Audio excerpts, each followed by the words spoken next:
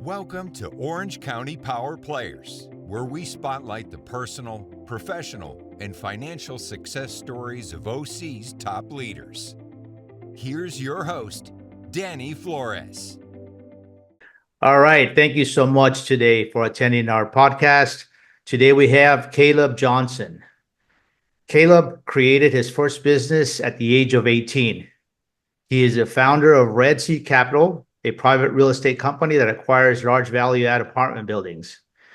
He also hosts his own popular podcast, From Trial to Triumph, where he's interviewed many notable guests who are leaders in their own industry. He joined NK Development Group in 2021, where he aided in capital and acquisition to grow the company to over 450 units in less than 2 years. His mission is to be faith-based professional, committed to investors and building relationships. He has assets under management in New Mexico, Oklahoma City, Arizona, and Vegas. And he also has fractional partnership interests in multifamily and retail properties in Casa Grande, Arizona. Caleb, thank you so much for joining us and just coming on board and having a good time with us. Hey, Danny. Thanks for having me. I was really Absolutely. pleased to see that you got this started, so I'm excited to be here. Yeah, no, always. We love working with you, and now we get to hear a little bit about what you do. hmm Uh, so, Caleb, can you give us a quick snapshot of your business right now? So my business right now is like you said, apartment complexes, which probably doesn't stand out to the listeners from other guests that Danny's talked to, and multifamily very Mhm. boilerplate. So we focus on 75 plus unit apartment complexes at this point. However, I do own some retail, and I think I'm more of an opportunist. For example, I just had a deal brought to me that was a single family home, but it was going to be converted into office. Mhm. And I'm all about ROE, what's the return on effort? And as long as the ROI is for our investors, and if we have the team that can handle it, then if the returns are there, I say go Mhm. for it. So we focus primarily multifamily in the Southwest. And you want to make a correction there. I gave you some bad information, Danny, but we just went. I don't own any assets there in Oklahoma anymore. We just went full cycle on our first Oh, there in congratulations Oklahoma. on that. Thank you. So we sold that asset 3 weeks ago. I haven't updated it yet, so forgive me, but that's where we're at. That is awesome. That is awesome. To go full cycle, it is a big thing, right, in the industry to be able to give back investors money. How did that turn out for your investors? It, honestly did not turn out how we had hoped. You hear about wins all the time in real estate. Right, Right now, we're in this market where there's not many wins, but full transparency, I'm all about sharing the dirt as well. And we right. probably made some money just from the depreciation, but ultimately, I ended up giving some of my own return to investors to make them whole because Right. we bought this. It was a 60s vintage product, Mhm. and we made some mistakes, I think, during the DD.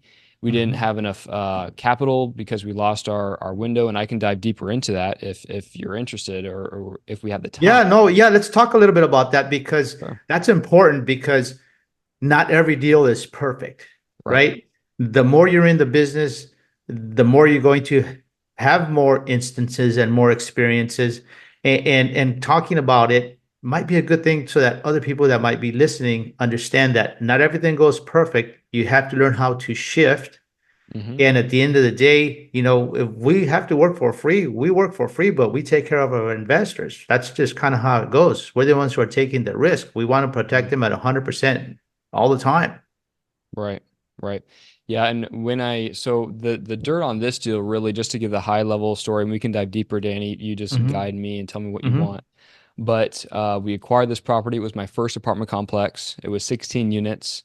When we did the DD, the due diligence, Right. and I have a due diligence checklist for investors if they're interested in that.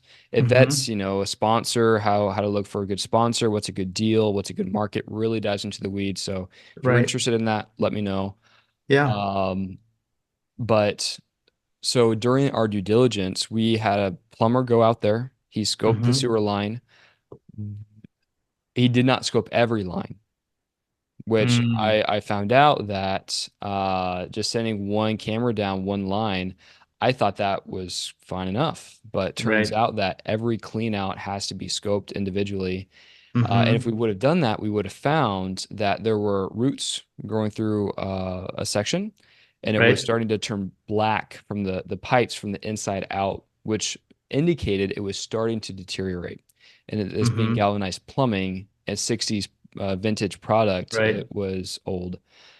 So, um, praise God, we had a plumber on our Right. team, Yeah. and after we closed the property, that's when we started having more of these large plumbing expenses. Mm-hmm. There were months where we had for us, remind you, a 16 unit in Oklahoma City doesn't have much for expenses anyway. But one Right. month Right. we had almost over $5,000 just in plumbing.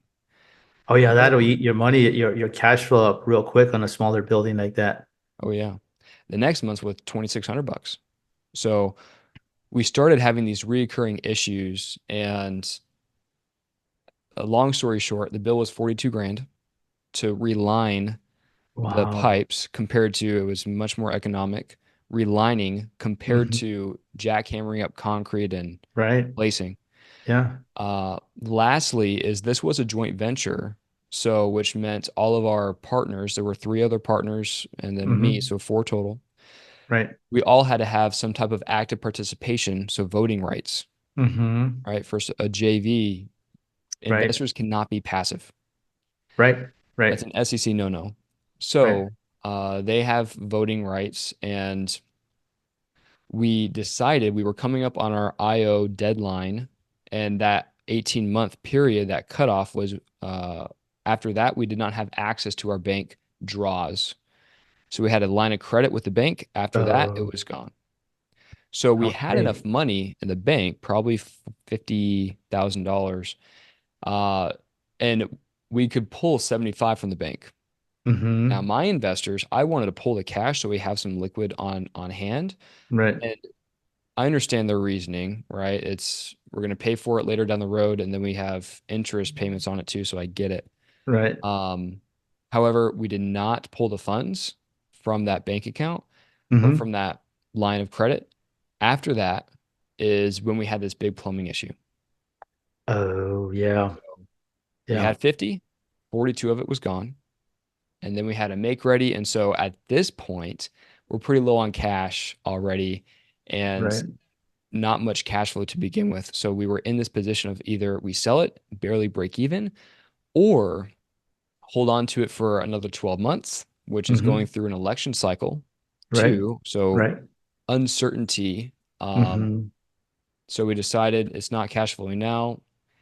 We could either wait for 12 months and see if it does then, but we Right. decided to exit uh, just about break even. We made some money technically on the depreciation, Right. but I did have to contribute part of my ownership for Mm-hmm. that deal. So everyone, all the investors were made whole. Yeah, no, no, thank you so much for sharing. I think it's a valuable lesson for you guys and for everybody else, right? You know, people think about investing in apartment buildings and they think it's easy. It's not an easy game. You know, it's not an easy game. There's a lot of things you got to learn. And even if you have many years of experience, every once in a while, we still get surprised. Hmm. Hmm. And so yeah, I mean, moral of the story here is you know your due diligence is super important to check everything, right? From the roofs to the appliances to the sub panels to every single clean out that's on the property because you know larger properties have multiple sewer drains that are leading to the street. Right. And if you don't see them, you see breaks or you see roots, you know, if you see it, it's an opportunity to retrade a little bit and get some money at closing to cover the expense, or Hmm. at least you have the option of deciding what you want to do moving forward. Hmm. That's right. So, yeah, you know, it's sometimes, you know, that's the way it is. It's almost like paying for school, right? When you go to Yeah, school, you got to pay. You know, this yeah, is a lesson. I hate that. I understand what you mean, Danny, and I subscribe to that as well. Right. I don't do this to one, break even for investors, Right. and Right. two, I don't do this for free either. And so to Right. break even myself hurts, especially after 2.5 years of work, but Yeah. I'd rather keep that relationship with the investors for the next deal, Mm-hmm. Lord willing. Right. Live to fight another day. Right. Yeah. But now, mostly, do you concentrate mostly on raising capital or on operations right now? That's a good question. Right now, I'm in this phase of I started my journey in Mm-hmm. underwriting. That's Mm-hmm. how I added value to my first deal with the GP team. Right. Right. So I learned underwriting and then got on the operation side. So Mm-hmm. I'm currently the asset manager, one of the two asset managers for our portfolio Mm-hmm. um, for select properties. Mm-hmm. Now my business is probably 60% meeting other investors Mm-hmm. and going and raising capital. So that's more what my business looks like now. Now that's a very competitive part of the business, right? Because you have to go out, you have to talk to investors, you have to see what they're looking for and see how you can join or close that gap.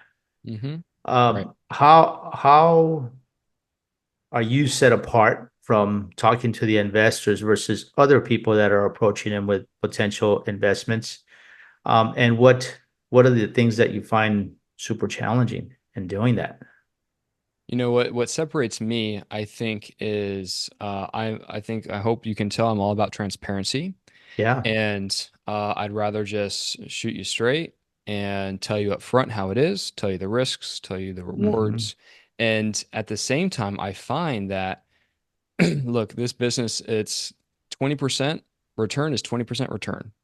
And if you offer 20% or if I offer 20%, the numbers are what the numbers are. And it's more of the jockey compared to the Hmm. horse. So it's investing in the person. And if you know, like, and trust that syndicator, I'm all about relationship. And Danny, you're an amazing syndicator, right? And we work together Right, right. Thank property you. in Tucson. And Hmm. so, I mean, you do an amazing job with asset management and have the track record and experience. And anyone would be blessed to work with you, trust me. Thank you. Thank you. So, yeah, it comes down to the jockey, and that's what investors are betting on. And that's why I focus on, I want to be different, stand out. I like sending thank you cards to my investors 3 times a year, every month if I can. Um, so that's a bit how I'm different. And yeah, I'm always open to trying new things though to stand out. Right, right, right. It's not an easy job for sure. I mean, especially in today's economic times with the uncertainty of the elections, with the higher interest rate, with the treasuries competing against us, and it's just like not easy. Now, if somebody's listening to us and wants to get better at fundraising, Mhm. what suggestions would you have for them? Hmm. Well, talk to me. I love sometimes it's hard to say, hey, do this with fundraising. Everyone's Hmm. situation is different, and sometimes there's Right, right. holes. So I'm happy to have a conversation if someone messages me on LinkedIn. Hmm. My first and last name, Caleb Johnson. Happy to answer specific questions on there. But whenever it comes to fundraising, I think it's just knowing your database Hmm. because I hear investors that, like you and I, maybe they haven't named Right, their first deal yet, right. and they think raising capital will be so easy because they were in corporate America. They know all these people that have a lot of money. They invest in stocks, and so they Hmm. have money or in their self-directed account. And so when that new syndicator gets into this business and then approaches their investors aren't sold on real estate.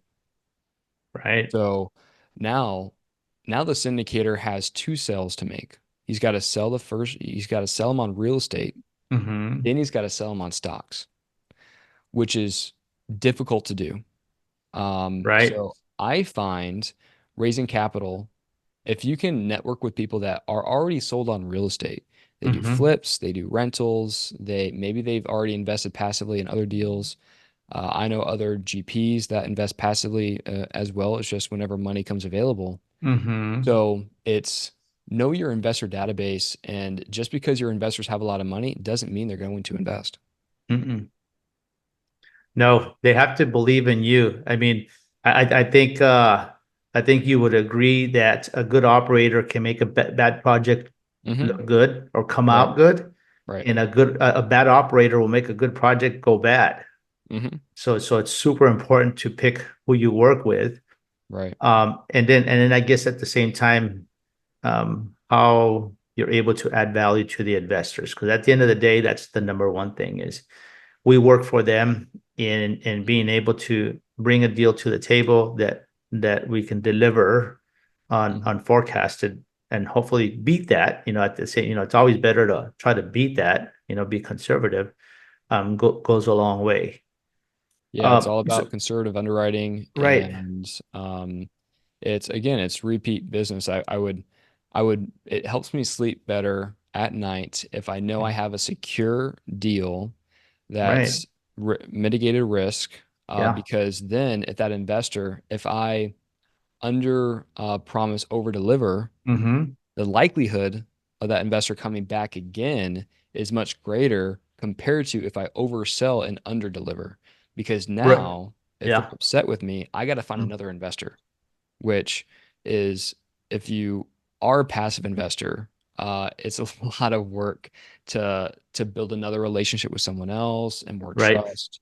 So Yes. I'd much rather have a conservative deal, and Mm-hmm. I don't want to buy a deal just to buy a deal. I think Right. there was a lot of that, especially 2020, 2021, when interest rates were going gangbusters and Mm-hmm. deals were quote unquote everywhere. People were just buying deals to buy deals. I sleep better at night. I don't want to do that. Right. I agree. I agree. Don't get caught up with the herd mentality. Um, Hmm. Make sure that every step you take is on a firm footing, no matter what, right? Because you want to be able to make that delivery for the investors. So what's one of your biggest challenges that you had to overcome in your career? Oh, wow. That is And another great. question, kind of to go in that same route, is this what the only career you've had? Because you're very young. Yeah. I'm 15. No, I'm kidding. I'm not 15 years old. I if you see my face, you would probably think I'm 15 years old. Right. But no, so I was in restaurant management for 5 years, Okay. and I've been in the finance space. I was a loan officer assistant, but I've been investing since I was 19 years old. Okay. Um, so the biggest challenge to my career, I think, the first thing that comes to mind, Danny, is just mindset.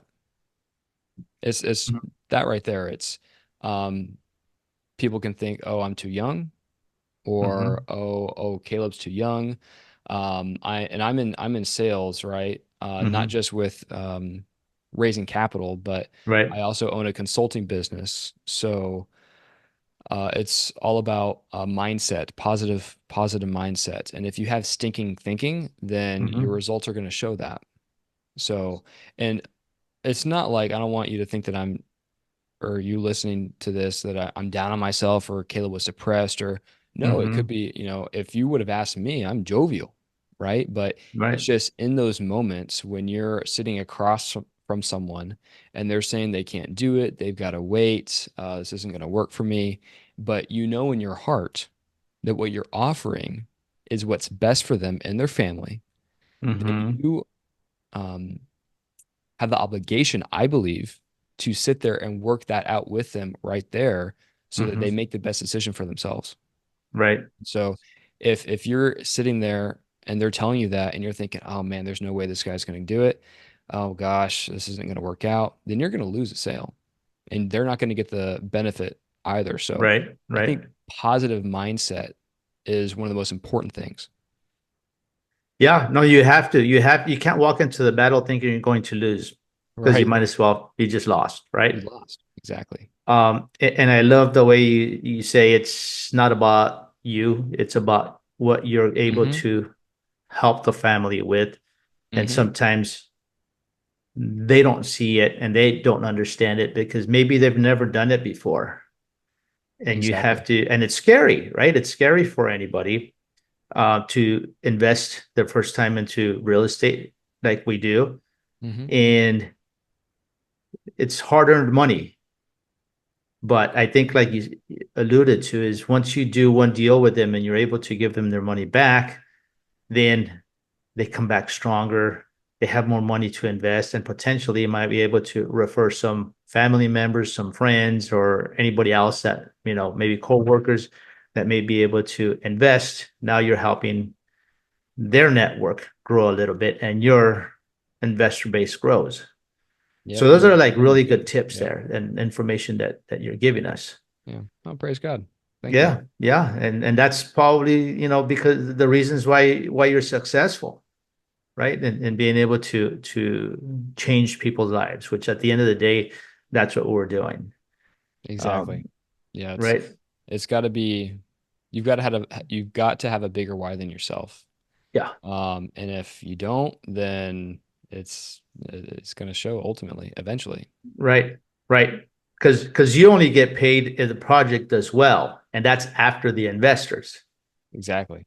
So everything's got to go right, and hopefully it's a home run, and everybody gets paid. Hmm. Exactly. Yeah. And Yeah. sometimes if, again, you bet in the jockey and you never know what's really going to happen.